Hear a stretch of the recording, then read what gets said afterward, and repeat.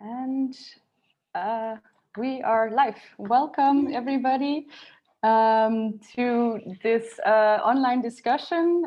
We've been doing this every week, and in the past months here at Democracy International, we have paid close attention to the effects that the measures to curb the spread of the coronavirus have had on democracy around the world. We have been interviewing experts, we have been speaking to activists, we've been organizing discussions and webinars like this one. And our goal is really to collect the experiences with this crisis from around the world, and to have an idea of which impacts it has had on democracy and what we can learn from that for the future. So using the the inputs of this panel and of the other panels we've had and the interviews we've done, we want to come up with recommendations that we can use to make our democracies more resilient in the future. And tonight I'm very excited about the discussion that we will have today. We will focus on how different governments in different countries have used emergency powers. What does this mean for the roles of parliaments, for the roles of the judiciary, and what can be the long-term effects of this? We have a really great panel of experts tonight. I'm very happy to welcome our three speakers. Dr. Zoltán Tibor Pállinger of the Andrássy University in Budapest, Hungary. Professor Emilio Peluso Neder Meyer of the Federal University of Minas Gerais in Brazil, and Prashant Tandon, who is a journalist and the Vice President of the India Greens Party. Before we get started with our panel, I just want to explain how this discussion will work. So it is a discussion and not a lecture. So we will have short inputs from our three speakers. And then afterwards, we will open the floor for your questions and comments. For now, you are all automatically muted, but you can unmute yourself at any time. And for questions, you can use the chat function or raise your hand function, which is in the participants window. And for all of you following on YouTube, you can also ask questions there. There is a chat function there as well that we will keep an eye on. So I would like to introduce now, without further ado, our first speaker, Professor Emilio Peluso Neder Meyer, who is a professor in constitutional law at the Federal University of Minas Gerais in Brazil. Welcome, Professor Meyer. Hello to everyone. Thanks for the invitation, Caroline. Thanks for being here today, for having me today to discuss the situation of COVID-19 in Brazil in this web of the Democracy International.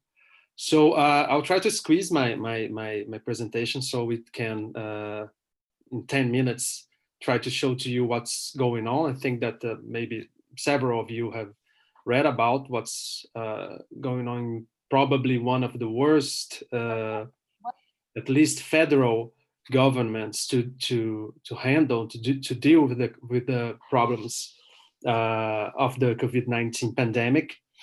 And I tried to just to divide my presentation in three parts. So the main thing that I think that everyone should consider is that the federal government, and especially the people that surround the president, Jair Bolsonaro, they, right from the start of the pandemic in Brazil and in the whole world, started with a discourse of denial of the pandemic. So there is a lot of fake news surrounding what's going on. There's a lot of fake news surrounding what are the measures that the government is trying to implement.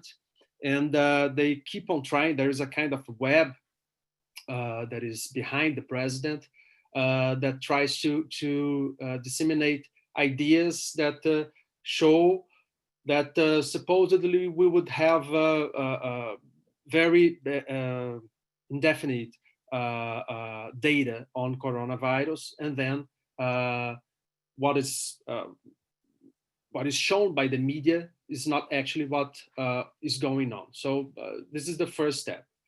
I divided my presentation trying to speak a little bit what is the context of Brazil, what happens in Brazil in terms of politics and the relationship of Brazil with its past, its present situation. In the second part, I'll try to show and give a little glimpse of the measures that were taken by the government Bolsonaro to fight coronavirus.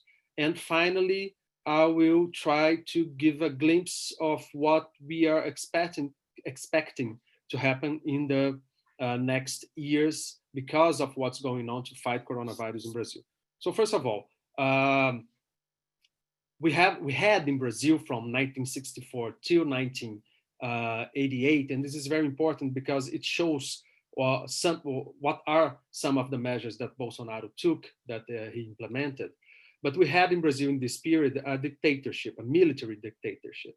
And after 1988, we started with a project of a democracy that was inaugurated by a constitution, our current constitution, the 1988 constitution, and that is still effective, although what we saw in the past 30 years, and especially in the past 6 years, 7 years, was a kind of enduring political crisis. So if on one hand, governments from people like Fernando Henrique Cardoso, Lula, or even Dilma Rousseff, at least for her first term, were governments where we had some stability, some political stability. We gained institutional stability, and democratic procedures were respected. Elections took place. What happened is that we had, since the election of Bolsonaro, and especially the impeachment of Dilma Rousseff, several factors that created a very good scenario for a populist approach to politics. And that is one of the main characters of Bolsonaro's government, a government that is on one side authoritarian, and on the other side that is also a populist government. In the way that it criticizes the institutions and it tries to create some kind of direct link to the population. Okay, so this is the general scenario. I think that I can bring some details when we start the debate. When the pandemic crisis started in Brazil, so Bolsonaro gave some speeches in TV, on television, saying and stating that that wasn't a very important disease, that its effects were not so important. So this was his first position, and this position was debated and criticized by several other institutions in Brazil. So whereas Bolsonaro adopted this skeptical position, our National Congress and especially our Brazilian Supreme Court adopted a very critical approach, especially on the federal politics. And Bolsonaro also had to confront what were the positions of the state governors in Brazil and of our mayors, our local mayors in Brazil. So we didn't have any specific declaration of emergency based on what the Constitution of 1988 provides for. So we had in our Constitution forms to declare, for instance, a state of siege or a state of defense, and Bolsonaro did not use those instances. We should also mention, for instance, that the Federal Bar Association delivered an opinion criticizing this possibility that have been discussed by his aides at the start of the pandemic. What happened then was that there was the enactment of a law by the National Congress, and this is the basis for all the measures for fighting this public health emergency. So the act provides for isolation, quarantine, health exams, several measures that are being implemented not by the federal government, but by the regional governments in Brazil. I can give another idea of what Bolsonaro thinks about the pandemic. there is a law that was recently approved creating the obligation of using masks in public spaces, and Bolsonaro vetoed several of its provisions. For instance, one that created the obligation of using masks in prisons. Pressure from several civil society groups and from legislators made that the government needed to create social economic politics for dealing with the pandemic and the necessity for doing quarantine. So what happened was that the government approved a provisional act that was transformed into law by the National Congress that allows for employers for suspending labor contracts and even reducing the value that those employers should pay for their employees. But the government shall create forms of compensation in those situations. There was also the creation of an emergency benefit for poor people, but only of $120, a small amount. And besides that, what we have is that state and local authorities keep on defying the Bolsonaro approach for the pandemic. Bolsonaro had 3 ministers of health during this period, which is something really that shows that Bolsonaro doesn't care about this politics now. And the current minister of health now is a military, which is another problem, because it shows that Bolsonaro needed the support of the armed forces. He believes that the armed forces support his government, and they really do it, because you have something like 6,000 militaries in his government for now. And the health minister, until now, it's a military too, which can have very important effects on what shall happen with Brazilian democracy in the next years. As I said before, the Brazilian Supreme Court adopt a very critical approach on Bolsonaro politics. It halted, for instance, a campaign for stimulating people to go back to work, a federal campaign on that.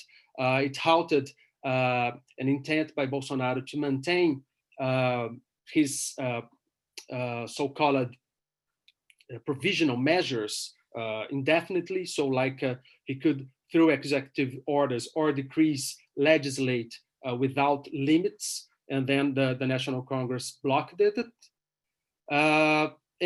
But more important, the Brazilian Supreme Court saw the problem as being a problem that should be shared between the different levels of our federal system. So both the union, as the states, as local or municipal authorities share responsibility in fighting coronavirus. This is very important because created a form of trying to isolate Bolsonaro and avoid that the number of cases they could increase, but they increased it nonetheless.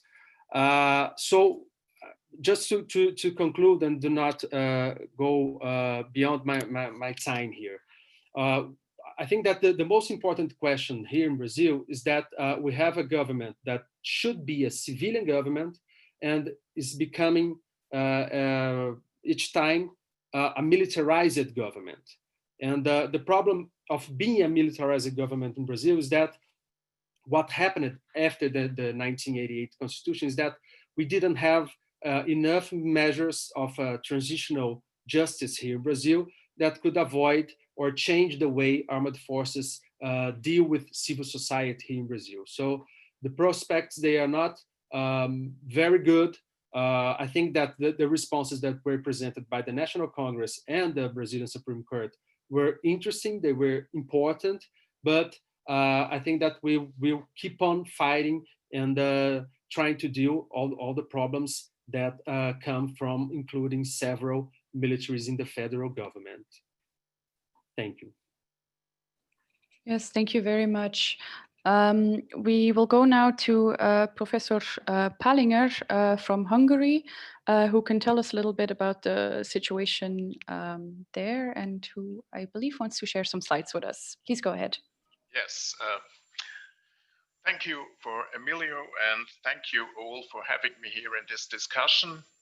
Hungary and Brazil share some traits.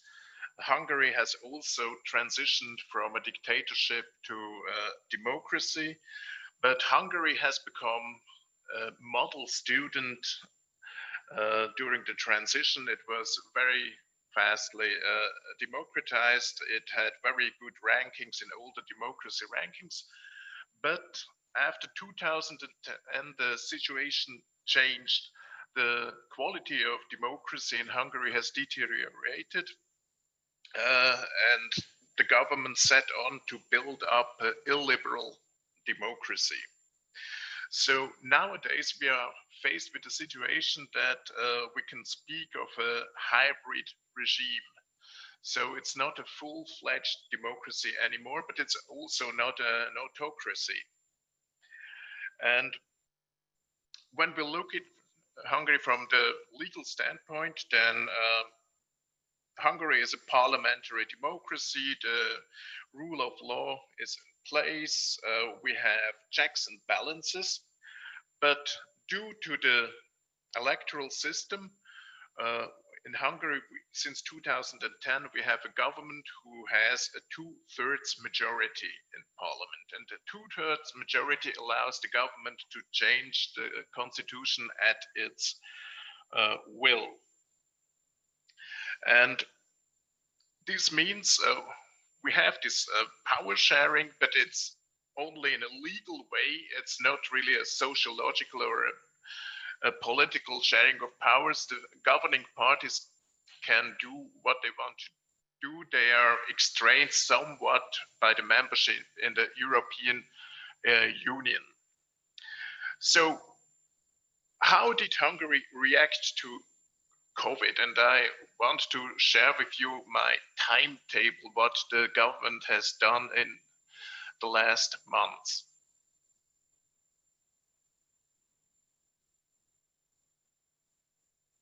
Can you see the slide? Okay, thank you. So when we are talking about a state of emergency, Hungary already had a state of emergency in force since 2015. It was following the migrant crisis of 2015. And since this time, it is always prolonged. It gives the government some special powers regarding migration. When the first news started coming to Hungary because of COVID, the government set up an operative staff.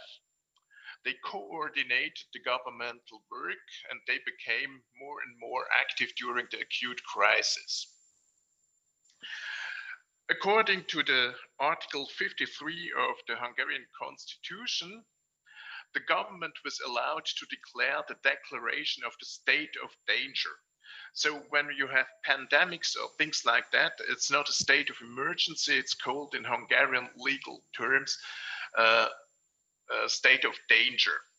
The government has the right to declare this state of dangers, and during the state of danger, it may release acts, it may release decrees, but they only are in force for 15 days. And that's why it became important to give the government a prolongation.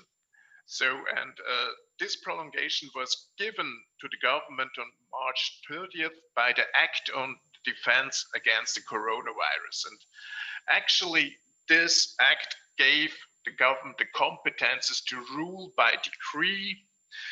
It's quite far-fetched, the competences. The government may adopt decrees which suspend the application of certain acts, derogate the provisions and acts taken from extraordinary measures. It may suspend the application of some fundamental rights, and it also may restrict the application of some laws. What was also problematic in this, we called it Ermächtigungsgesetz, was that it had no sunset clause, and it had two revisions of the penal code which were not limited temporarily. It introduced punishment on fake news. So if you are dealing with fake news regarding the corona situation, you may be fined. And also the second one was regarding the curfew, and you could get punished if you don't oblige to the curfew.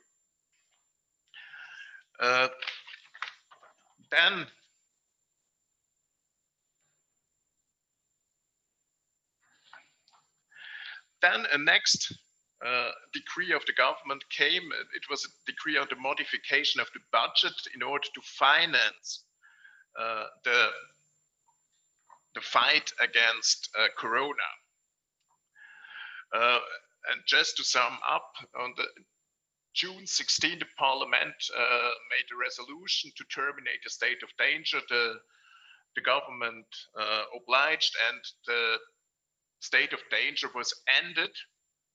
But a new kind of state of danger was created. It's called the state of alert in public health, and the government would be able to introduce a new state of danger, but only in the realm of public health. So it's not so far-fetched as the real state of danger, but it's not able to suspend the law, etc. But it gives the government the possibility to rule by decree. And I mentioned this government decree on the modification of the budget. Why was this so important? Actually, in this decree, they create the fund for financing the fight against coronavirus. And so they introduced taxes on multinational corporations, but the government started out hesitatingly, but then redefined the whole corona crisis in terms of fighting against also the opposition, not only against the virus, but it restated the coronavirus in terms of friend and foe, and it acted accordingly.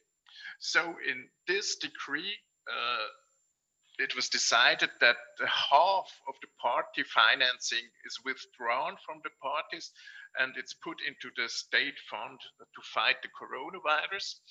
And also the cities and communes were taken away the vehicle tax. And that's a problem in Hungary because the communities, it's a very centralized country, and the vehicle tax is one of the few independent income sources they have. So during this pandemic, the government used these means in order to weaken the opposition, because big cities are in the hand of the opposition, and also party finance. Fidesz, the ruling party, it has no problems to get funds from other sources, but for the other parties, these are vital. So this was one thing. And the other thing was there was some sharing of tasks. During the whole corona crisis, the Hungarian parliament functioned normally. So they were in session, and there was a sharing of tasks between the government and parliament. The government made very publicly the fight against corona. They had every day, they had the press conferences, they were very visible, and the parliament went on legislating, and they legislated things like they made new special economic zones, which gives the government the power to take away tax money from the communes, give it into the hand of the cantons, which are in the hand of Fidesz. Or maybe you have heard there is a new law in Hungary that transgender people are not able to change their gender anymore, or their sex anymore. You are given a sex by your birth, it's put into your passport, and then afterwards it's not possible to change. And so the parliament was able to legislate a very conservative agenda below the radar, because everybody was watching because of the coronavirus. So what was the result?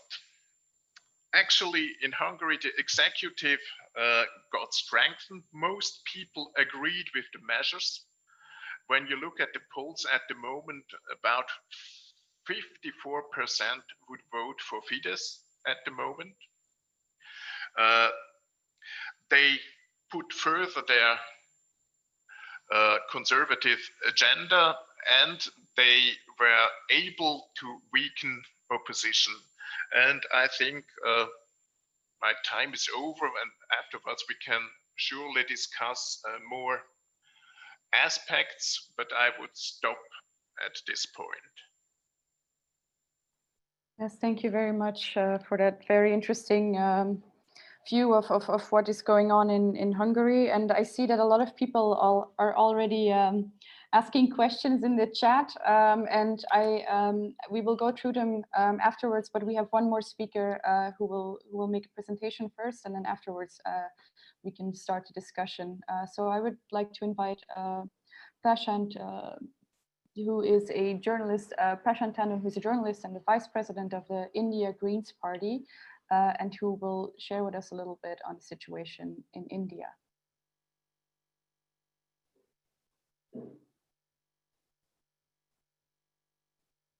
And at the moment, we don't see Prashant yet.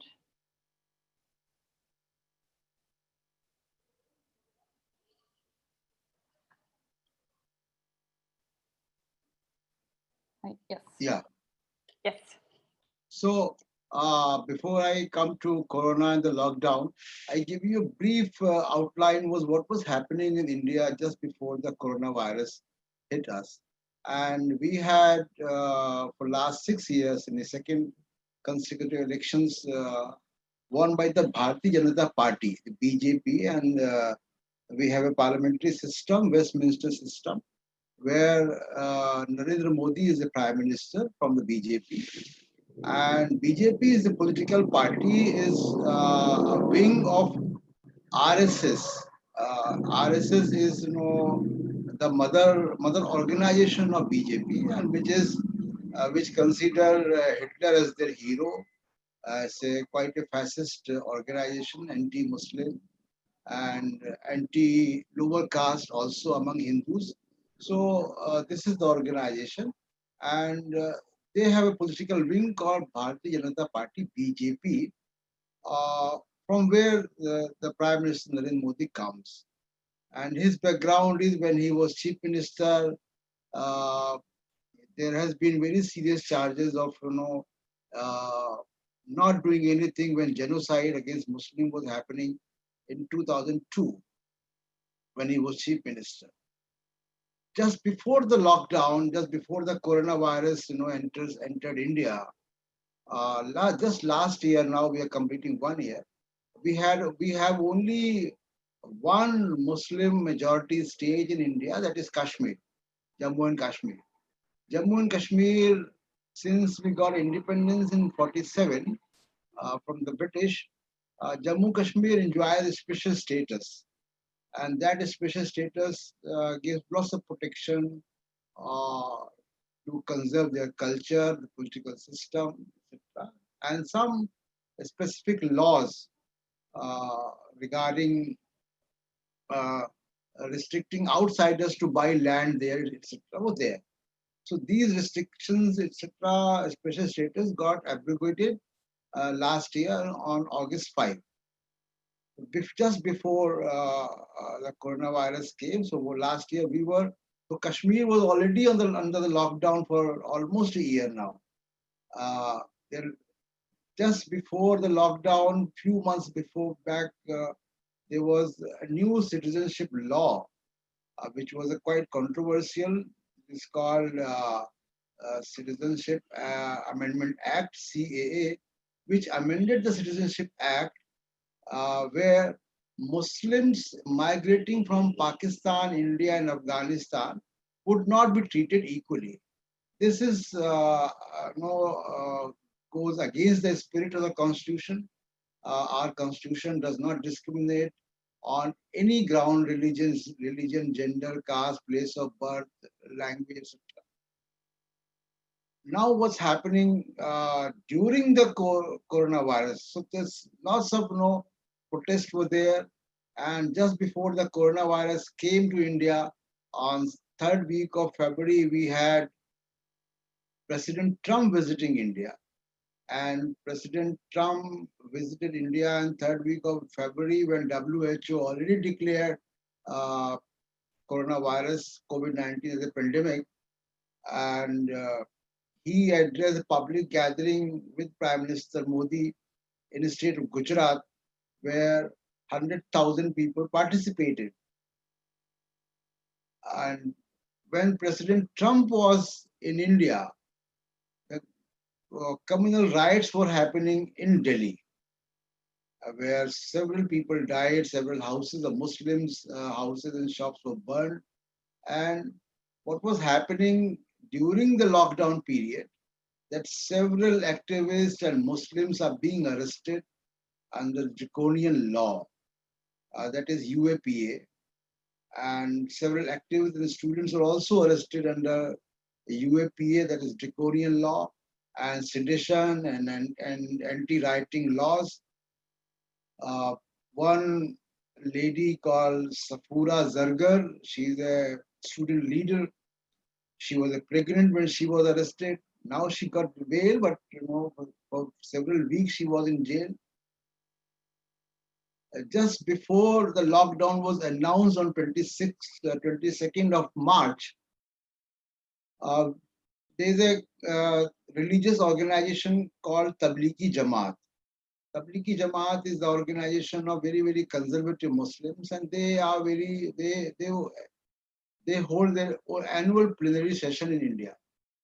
So that annual session was going on in second week of March, where several participants and delegates from several countries came here in Delhi, and some of them found COVID-19 positive. The government, the media, the political party, political machinery of the ruling party, they got berserk with the Muslim factor, that it is the Muslims who are spreading the coronavirus in India. And there was full throttle campaign, very vicious campaign against Tablighi Jamaat and Muslims, full of hate speech and fake news against Tablighi Jamaat and against Muslims. And still, after many, many months, 2,500 foreign nationals belonging to 45 countries are still in India.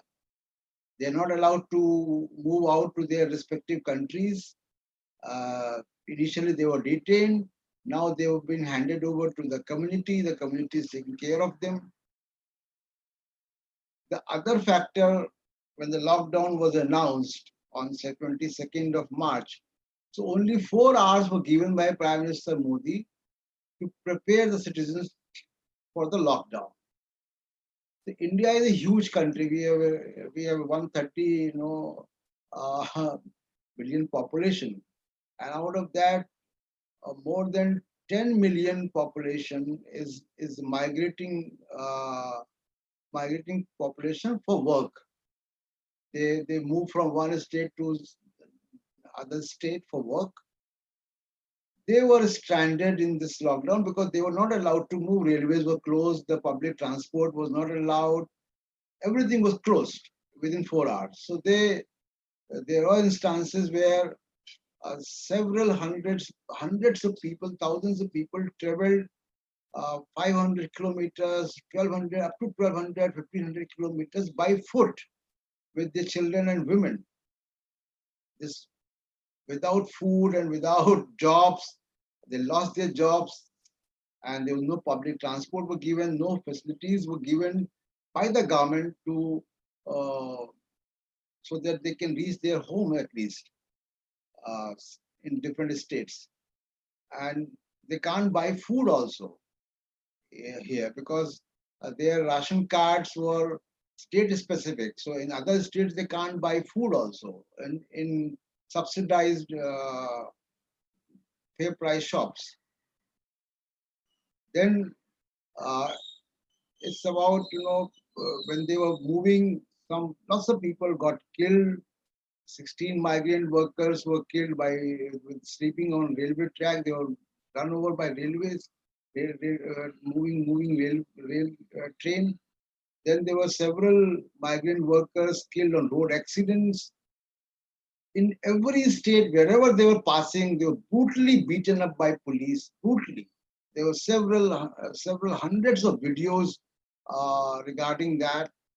And then uh, other factor, which is the emergency powers are being clamped on citizens, is curfew. As you know, curfew is everywhere. We also having curfew. There's several extension of lockdown happened. Now it is being relaxed, but still curfew period is there during the night. And then there are restrictions on railways are still not running in full steam. The very few trains are running, very few flights are operating uh, with restricted, and other cinema halls and public places and malls are still closed. Then government launched one Arogya app also. That is again, I would say that breaching the privacy of people because it takes lots of permissions from you, lots of approvals from you about your locations, about your personal data. And that personal data is, once people know that you are COVID-19, then there's a stigma. Society would, react differently. It happened in the place where I live also, where people, detected positive. There were lots of noises in our area that they should be moved out from this place, etc.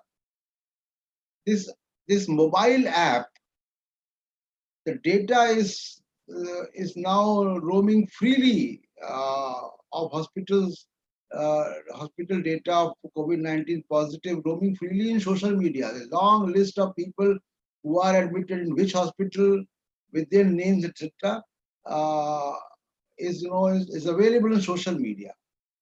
So again, these people got stigmatized, and as you know that we are third in the world with over 1 million cases and 28,000 people died officially, although the real figures would be much more. Then during the lockdown, as I told you, several hundreds of people got arrested. Still, there are many people are still in jail. The normal institutions, democratic institutions, which are already, in a bad shape in India since this Modi regime had come, but the functioning of judiciary, parliament does not function at all. Functioning of judiciary has got very limited, and judiciary is not even, the situation is so bad here. The judiciary is not even entertaining the habeas corpus cases. This is the benchmark of any judiciary, that if habeas corpus cases are not being entertained on urgent basis by judiciary, then something is very wrong with the democracy. Because a fair judiciary, independent judiciary, is the pillar of any democracy.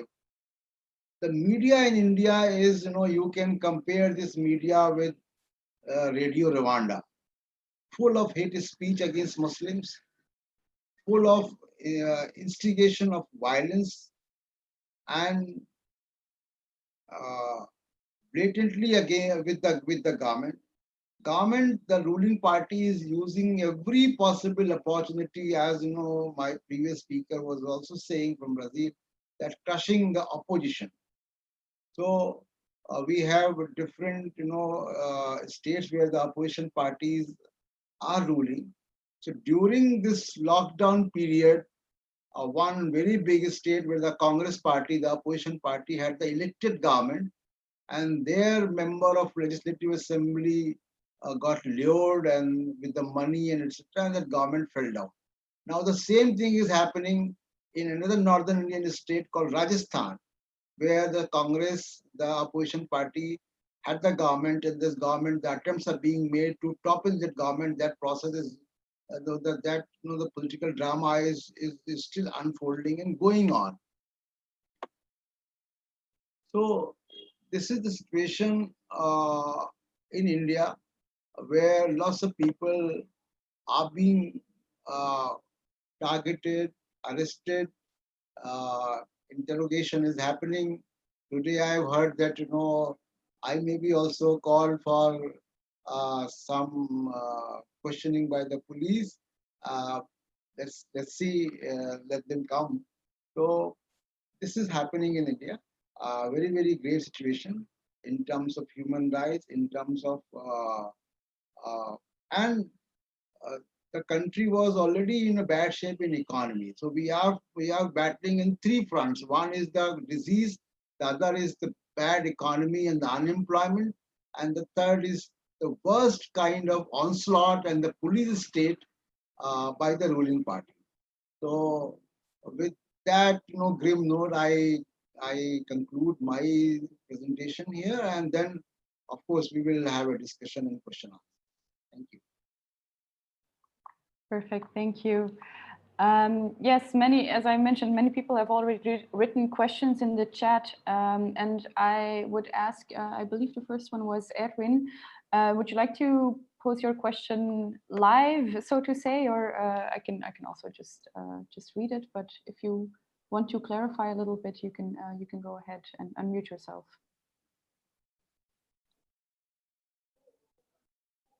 No.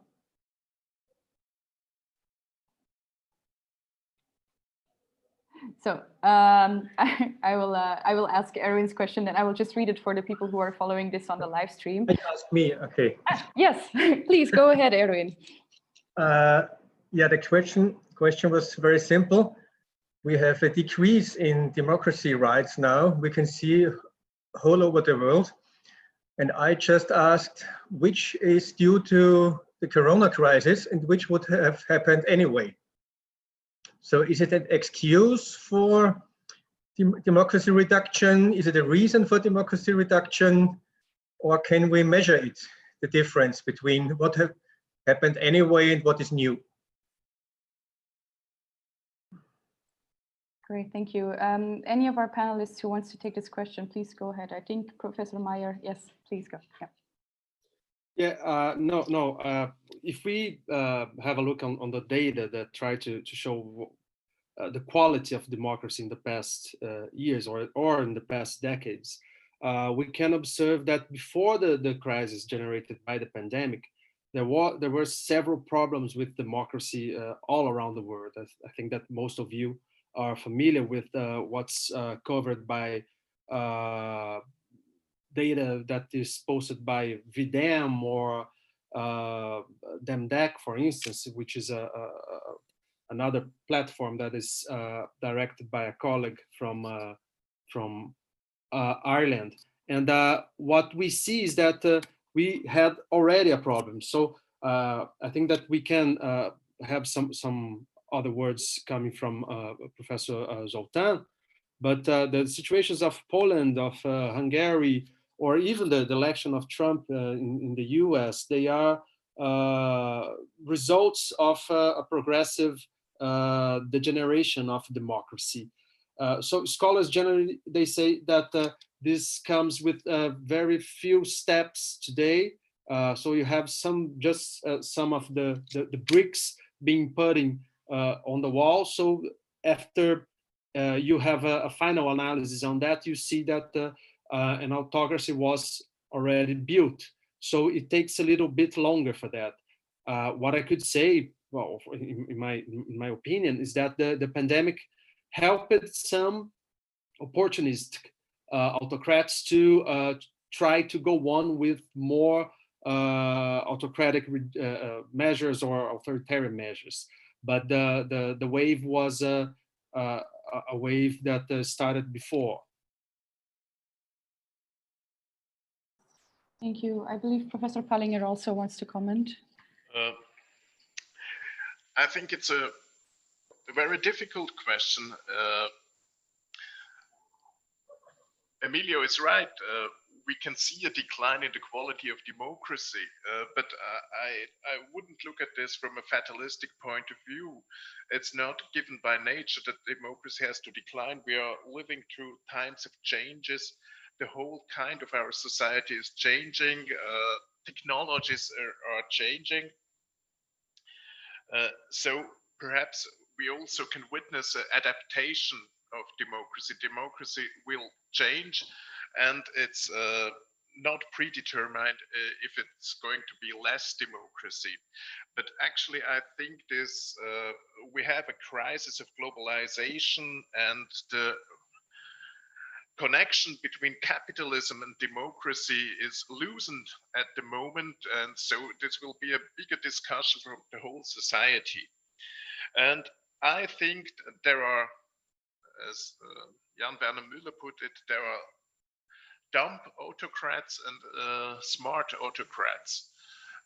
When you look at the example of Hungary, I think they are very smart autocrats, because last year they had a bad running. They lost the local elections and they lost the capital city. And there was a political innovation on the side of the opposition. Actually, for the first time, the Hungarian opposition managed to make preliminary elections, but not within parties, but from the whole opposition. So at least in the capital city, they were able to win almost all the districts. And that threatened Fidesz, and for them, this crisis was really a gift from God. They could unite behind the flag, and they did not hesitate to reterm this whole thing in this friend-enemy scheme. Great, thank you. Mr. Tandon, would you like to comment on this?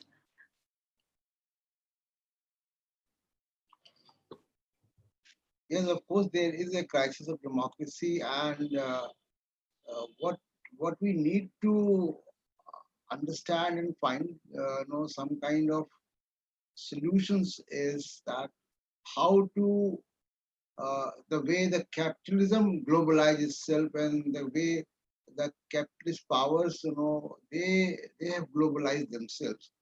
The democratic movement is not globalized at the same proportion. And I see in situation of India, when something happens at global level, it does have an impact in India. For example, when Religious Freedom Committee in US indicts the government on the rights of minorities, government comes under some kind of pressure. And when something happens in Europe, government comes under pressure. So this kind of the global, the campaign or global instruments would be built to strengthen the democracies and to protect the human rights in a bigger way. This is what. The second thing is, what we really need to look into is the data monopoly and the large corporations like Google, Facebook, and Twitter. they seems to be, on the face of it, looks like that, they empower people with freedom of expression, and people can present their views. But they are in hand in glove with the right wing and with the governments all across the world. And we need to think solution independent of them also. That how in this kind of data regime, what we can do, because for example, fake news and hate speech. The business model of social media depends on hate speech, and this is creating problem. So we need to have some kind of solutions on technical level also on these issues. Thank you. Thank you. Then there's another question that was written in the chat and that I've gotten permission to read out loud. If the state of danger is based upon health, who decides whether the government has gone too far? The courts? Or is there no check on this power? Can these acts be challenged? So I think we've heard a little bit about the role of the Supreme Court in Hungary and Brazil, but please do explain a little bit more. But I actually would like to add to this question, Mr. Tandon, if you can explain a little bit more what the role of the Supreme Court in India has been, how they have reacted to this crisis.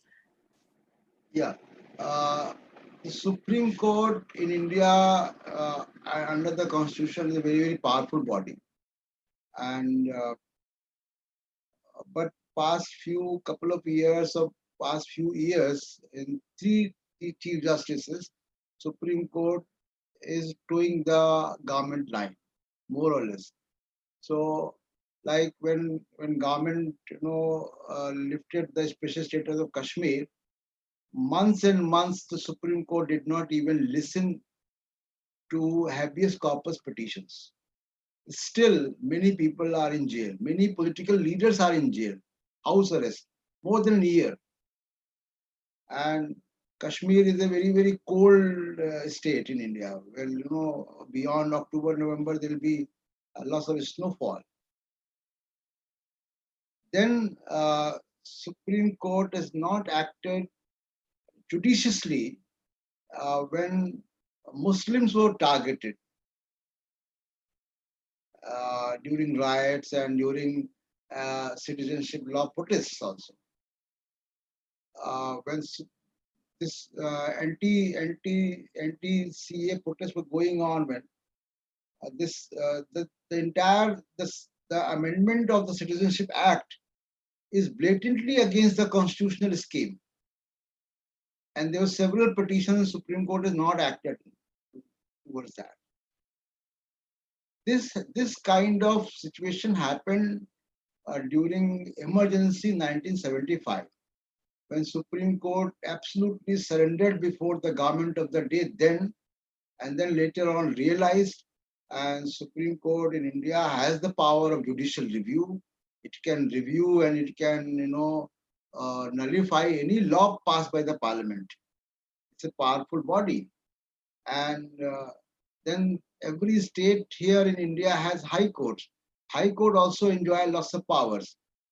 But for past couple of years, what we are witnessing that in questions of civil rights, in question of human rights violations, in the cases of police excesses, Supreme Court and the High Courts are not coming to the rescue of common people as it should have been. So Supreme Court, I would say, is in a big crisis. And when the judiciary is not independent, the judiciary is with the government, then it is very, very difficult for any kind of democratic movement to sustain itself. So Supreme Court is really in a bad shape in India, I would say. Okay, thank you.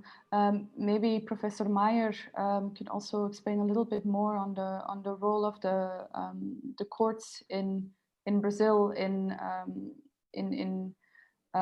providing a check on the government's decision making in times of crisis. Yeah, but by the constitutional design of the 1988 Constitution, what we have is that the procedure for the a declaration of a state of siege or of a state of defense shall be processed in the National Congress. So the National Congress is the organ, the legislative branch is the organ that shall check if there is substance for a declaration of this type. And that, as I mentioned before, we didn't have it concerning the COVID-19 pandemic. So what we have are other decrees by the executive branch or acts by the same National Congress that should be in order, that should obey to the 1988 Constitution. What happens when we analyze the whole scenario? Brazilian judiciary is a very conservative judiciary. So much of the situation, of the political situation that we have now in Brazil, and of an extreme polarization, of several acts that were committed in the past that were against the Constitution, are in part due to the work of judges in Brazil, or the absence of work, we could say. So, for instance, to have a clear form of checking what happened during the impeachment of Dilma Rousseff in 2016, the Brazilian Supreme Court refused to do a lot of things that it should have done. On the other way around, if you stop to analyze the role of the National Congress, the National Congress is always with the kind of government that sustains a new liberal agenda. If there is not a new liberal agenda, if there is not austerity measures in that government, the National Congress won't support it. So this is part of the explanation why Dilma Rousseff lost her position. So that combination of factors corresponds to some of the elements that led to the current situation. So now what we see is that we have a president that won't be a good president even for those conservatives in the judiciary and in the legislative branch, and they have to deal with this, with his authoritarian profile. So, but to analyze, to have an idea of the whole thing, you need to go a step back and try to analyze what happened in the past 10 years or more than that, actually in the past 30 years. But I think that we have a lot of role of these institutions in the current situation here. Great, thank you. Then I will give the word to Aftab Mughal from Pakistan, who has a question for Professor Palinger from Hungary.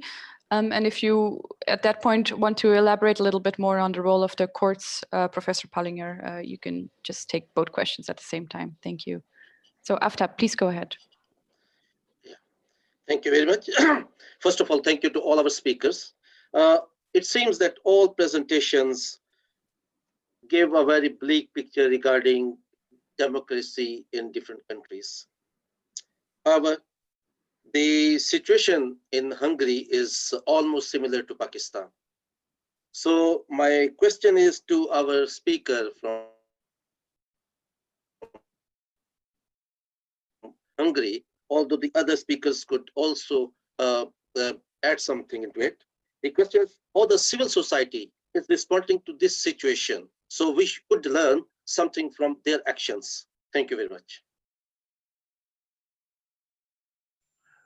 Okay, thank you.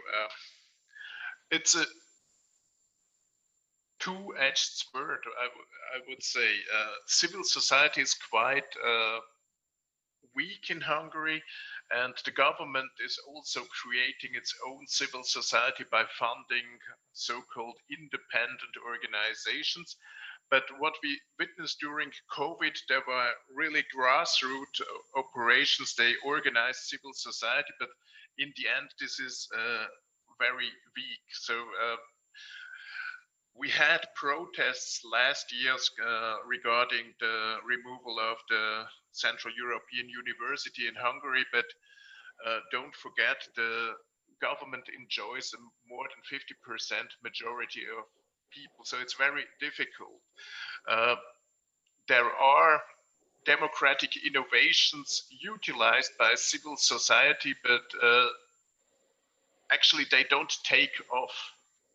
So there are many small groups working together. They also create internet platforms. But the big problem is the Hungarian political system, the system of Orban, or as he calls it, the system of national cooperation.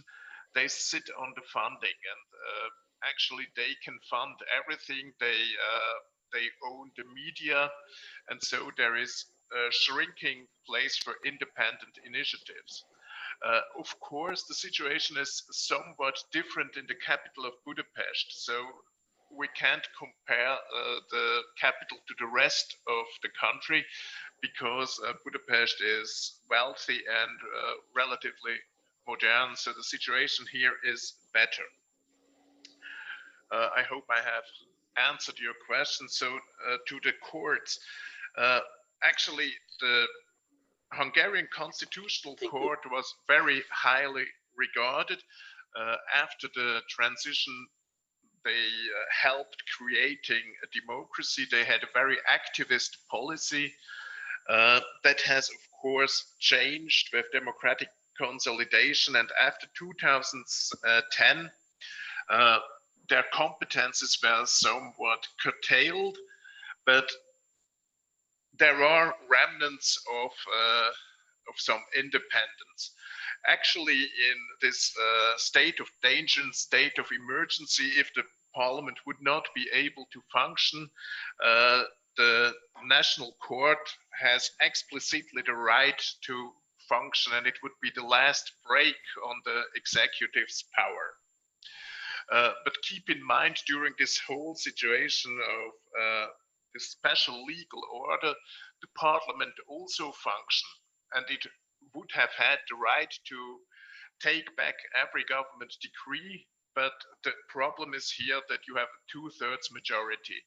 And that's the same problem with the Constitutional Court. Before 2011, there was a selection committee for the constitutional judges, and they had the rule that government and opposition can nominate each judges. So they would be elected in pairs, one from the government side, one from the opposition side. That has changed nowadays. We have a selecting committee that reflects the majority in parliament. So also the number of constitutional judges had been increased, and we can speak of a court packing. So actually, the position of the Constitutional Court has been weakened, but it remains some break of last resort. Okay, thank you. Then we have two questions for Mr. Tandon. I would ask that we group them. So one question is about what you mentioned before, that the lockdown was announced with only a couple of hours notice, and a lot of people had to walk hundreds of kilometers to get to their hometowns because they are only in the city for work and they actually live somewhere else. The question is, did that lead, is it known if this led to more people becoming infected with the virus because they had to move around? Is there any data on this? And then before you go ahead and answer that, there is another question from Klaus Hofmann. You can also ask it yourself maybe, because then you can explain a little bit what you mean. So, yes, thank you. What I would be interested in to know is simply, India is also a kind of federal state, and I read in the news very often about a special role in the corona virus time about Kerala, and this brings me to the question: what is the role of the single states in this kind of time in India? Because we know it already from the United States, we know it from Germany. They can play a very important role in the check and balance system in those times. Thank you. Okay. So I start with the second question first. See, India is a federal state, and there are several laws and several areas of governance which are state specific, and then there are several areas where only the central government can enact law and they take care of things, and then there are certain areas which are overlapping, where the central and state both can make laws, but central law will prevail in the event of any clash. So likewise, health, law and order, education is a state subject. And Kerala is, already is, on several HDI parameters. Kerala has been much more ahead of rest of the states in India.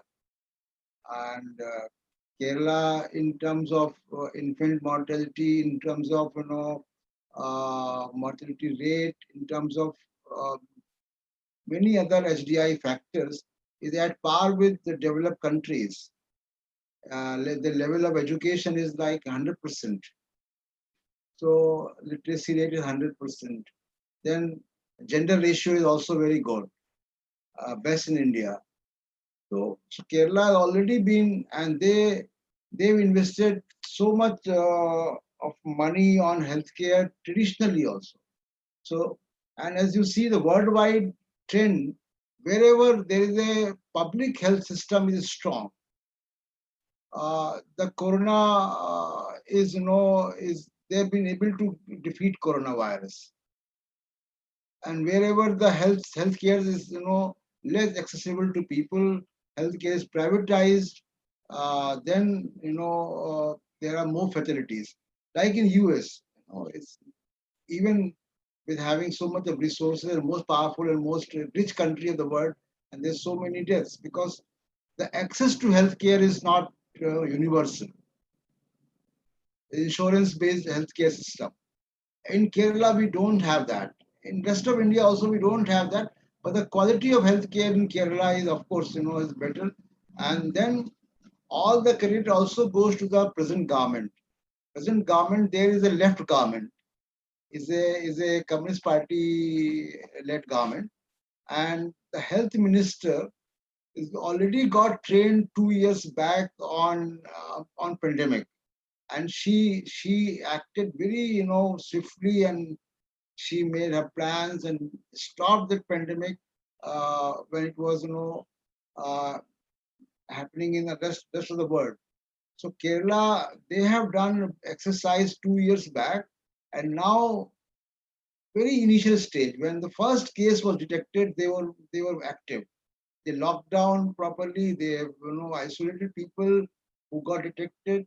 And Kerala is a state where huge population works outside India, in Middle Eastern countries, in the European countries, and elsewhere. So they immediately put travel restrictions, and those people who are coming from abroad, they were quarantined. So all these steps which the government started taking beyond month of April and March. Kerala was doing all these things in February. So that is how the Kerala has been able to restrict the virus so efficiently. Other states are also doing well, like Maharashtra is also doing well, although there are several cases, but Maharashtra is also doing well. The worst case, which is the worst state, which is mostly badly affected, is my state, Delhi, where almost today I read in newspapers that 23% of people got exposed to virus in some kind of survey which has been published today. Then state of Gujarat, where the Prime Minister was, Prime Minister Modi was the Chief Minister a few years back. That state is very, very badly affected. Other states are also very badly affected. But healthcare in India is basically state government owned. Now coming to the first question on. The question was if there's any information on whether or not people were affected by the very short deadline on the lockdown. Yes. See, lots of people got affected not with the corona, but the poverty and the unemployment. As I told you, that several people were moved down by the moving trains when they're sleeping on the tracks. Several people got killed because of hunger. Several people got killed because of road accidents. So there were more number of deaths were happening because of other factors than the corona. And of course, when corona was making its start in India, and such kind of unthoughtful lockdown without giving society to gear itself with that, and without making people safe migration from their workplace to the home states, several people. So of course, government is denying that, but if we are such a rapid expansion of cases, of course, there is no denial that community spread is there. And this community spread is happening. The primary reason is, like Gujarat, I tell you. The Gujarat, the Ahmedabad, the capital of Gujarat, is the most affected. And the main reason was this Modi and Trump public meeting, which happened on 18th or 19th of February, where 100,000 people, more than 100,000 people participated in a stadium. So these kinds of public gatherings and migration through road, of course, they contributed to the severity of the coronavirus and the spread. Okay, thank you. I think we have about time for two more questions, and there are some more questions in the chat, so we will give those people the floor, and I hope that they will allow us to finish on a little bit of a positive note. So Erwin, please could you go ahead and ask your question? I'm afraid I won't do it justice.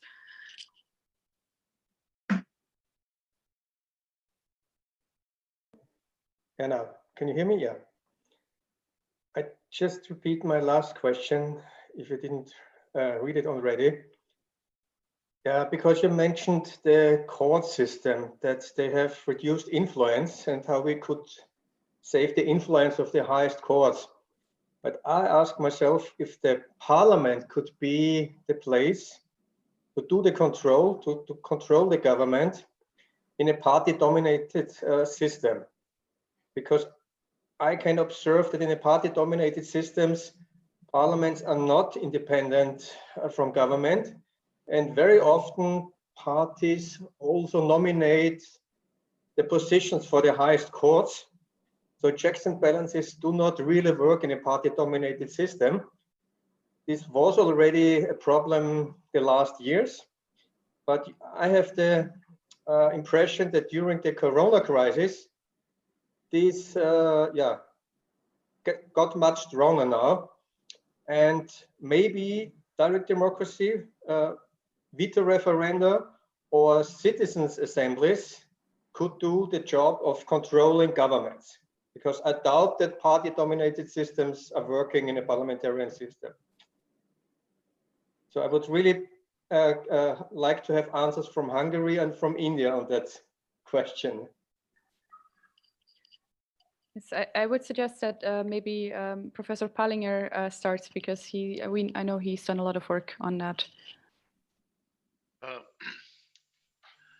Actually, I have a positive story to tell and a sad story to tell. If we look at the situation of Hungary, Fidesz won in 2010 by 53%. That gave them a 2/3 majority in the Hungarian parliament. In 2014, they just made 43% in the popular vote, and they gained again a 2/3 majority, and now they had 2018 50%, and it was 2/3 again. So you have to know the electoral system, which is unstable. So it would be enough that Fidesz loses some 5 or 6%, which is not much, and the whole situation could change. So that's one thing. You have to take every opportunity. You have to know the geographics of election, where to campaign. And as I said, now there's a sad part. There are also smart autocrats. Fidesz very much tries to control popular sentiments. They don't want to have real direct democracy, but they instead offer a simulation of direct democracy. At the moment, we have a so-called national consultation. And this national consultation is very manipulative, but they suggest that they listen to people, they make suggestive questions, like you want that we put our money in Hungary and we don't put it to the migrants, etc., things like that. So it's a complex question. You have to raise to find a solution on a systemic level. Referring to your question, you have to compete in the electoral games. You have to try to win over the cities and the communes, and you can battle populists by good governance. So you have to show results. The second thing is you have to take populists seriously. Why are people voting for them? What problems were not covered by the traditional parties?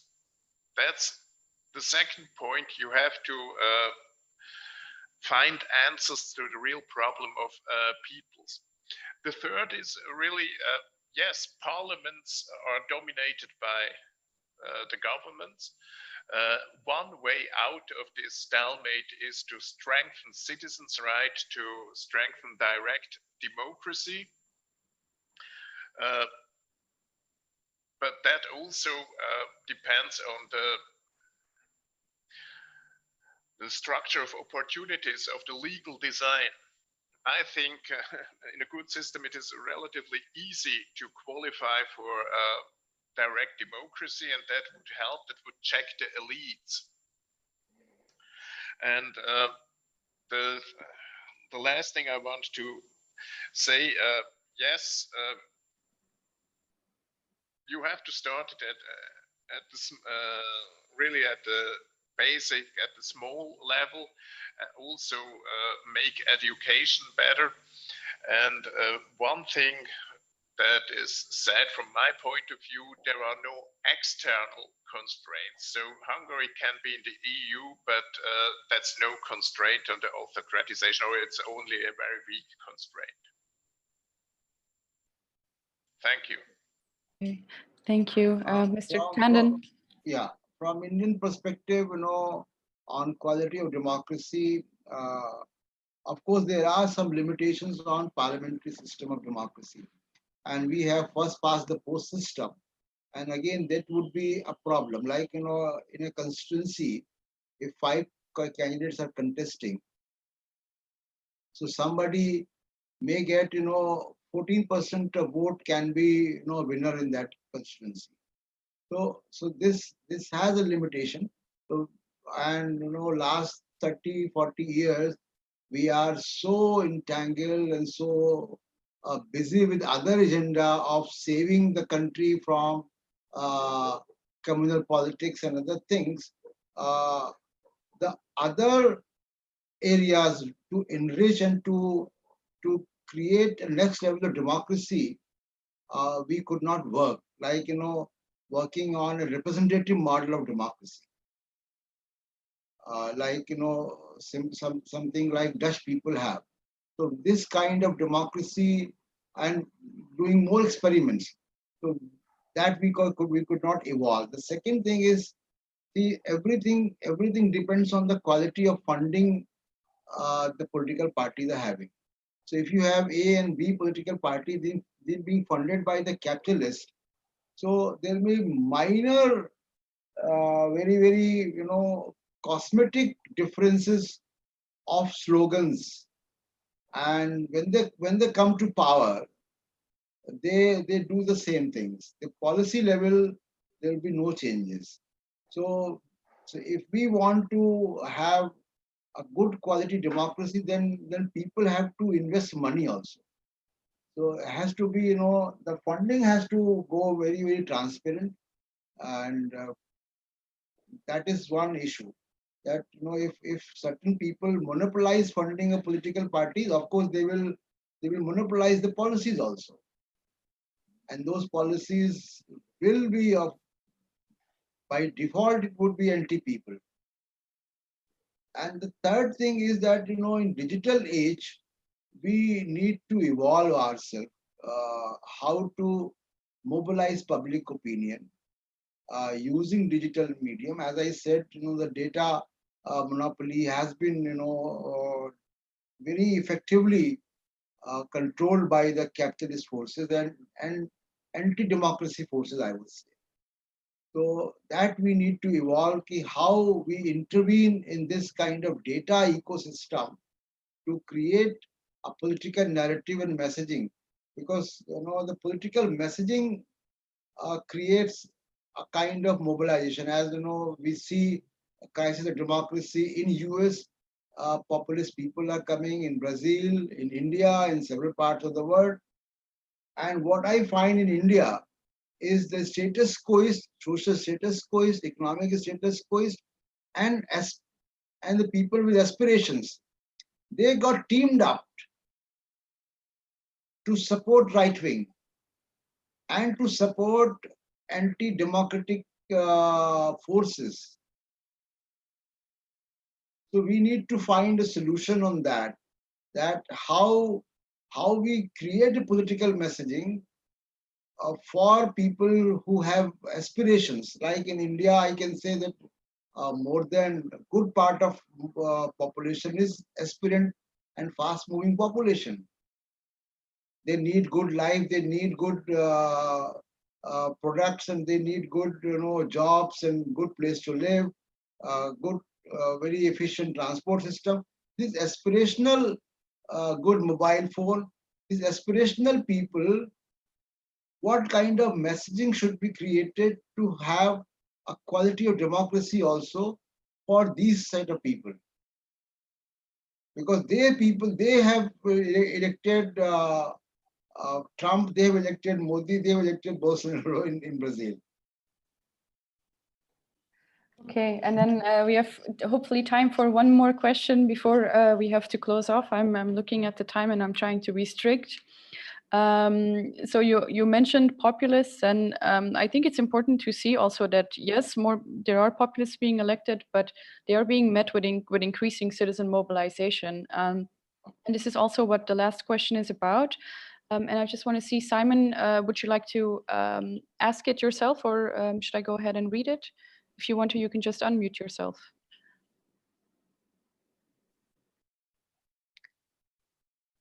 Yeah. You can go ahead and read it. Yes, please go. Oh, okay, thanks. Okay, sure. So Simon wrote in the chat, and he asked, how can we ensure that the excesses of populist leaders in democracy do not use the power that's given to them during a state of emergency? And he's asking especially about the situation in the United States and in Brazil. So I would ask that Professor Meyer maybe answer this question, and then one of the participants from the US can maybe say a quick word as well. Yeah, okay, just quickly. I guess that this question is connected with another one that was debating the relationship that we shall made between instruments of direct and indirect democracy. I think that we need to strengthen both ways of working in democracy now. The problem is that if we don't take care of the old institutions of a representative democracy, that would be a very good opportunity to populists do what they have been doing, both in Brazil or in Hungary or in the US. So to have some resilience on those institutions and try to add to that institution's forms of direct participation, I guess this could be one of the ways to start to work in the present crisis of democracy in the whole world. And finally, I would like to add a comment on what was mentioned before in respect of the digital era and all the things that we should do, as Prashant was mentioning. Yes, we have also a role to strengthen democracy using the digital technologies. We must be very careful with this kind of instrument, because in the view of an author, which is Shoshana Zuboff, she used to say that what she calls a surveillance capitalism that was built because of those new technologies can be more dangerous sometimes than totalitarianism, because they can work on changing behaviors without people thinking they are having their behaviors changed. So in several cases in Brazil, we can observe that the majority of people that elected Bolsonaro, that says that they consciously elected Bolsonaro, most of the time they were taken by what is shown for them in social media, in WhatsApp, in Facebook, and so on. So we need to control how those companies they are related to electoral and democratic institutions, and to create forms of accountability inclusively for them. Great, thank you. We have two participants from the US here as well. I don't know if you quickly want to comment on the situation there. You can just go ahead and, yes. Just, if it's okay, I'm Ann Williams. I'm with the League of Women Voters of Santa Monica. I think flooding the streets with protest has had some effect in the United States. And for instance, the first Muslim ban, we flooded the airports with lawyers. And it was a pushback, and it did have some effect. It's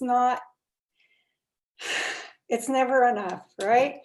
But I think that recently, I think Trump tried to throw out students who were from foreign countries whose universities were going to go all online. And there was pushback to that by the universities. So I think the legal system, to some extent, has done some good. And I really do think that the Trump protests have an effect in this country. So that's my answer to that. Great, thank you very much. If there's anyone else, yeah, okay, but please keep it short because we're going over time. I know, I always talk too long. I just want to call attention to what is happening in Portland, Oregon right now. The federal government is using unmarked military, like effing Nazis, to go on the street and arrest and take people away and take them to places with no rights. If the election is stolen in November, this is a dress rehearsal, because federal police in our country are not supposed to be on the streets of our city, and they're not supposed to be in unmarked uniforms, and they're going around in trucks and just grabbing people and taking them away. It is terrifying. Portland, Oregon, please follow it. Okay, thank you. Yes, this is a disastrous turn of events, it really is. Okay, well, unfortunately, we have to end our discussion there. It seems like our time is too short every week again. So I just want to end this with a big thank you to all of you for joining us, also to the people who are watching this on YouTube, and to our panelists for taking the time to discuss all of this so thoroughly. This is a series. We do this every Tuesday, so I would also just like to extend a very hearty invitation to join us next week when we discuss fake news, also something that's been mentioned a couple of times during our discussions. So we will discuss fake news, press freedom in times of the pandemic, and the link for that can be found on our website and here in the chat. So thank you very much and hope to see you next week. Thank you. Have a good time.